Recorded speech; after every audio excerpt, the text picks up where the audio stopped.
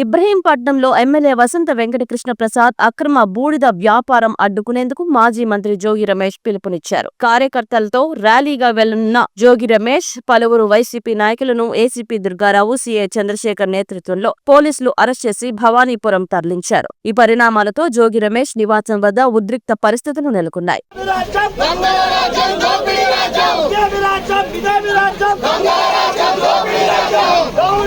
Chandrababu down down Chandrababu business కాలేజీకి ప్రజలు రక్షించాలి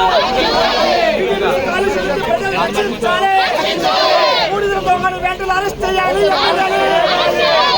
down down Chandrababu down down Chandrababu down down KP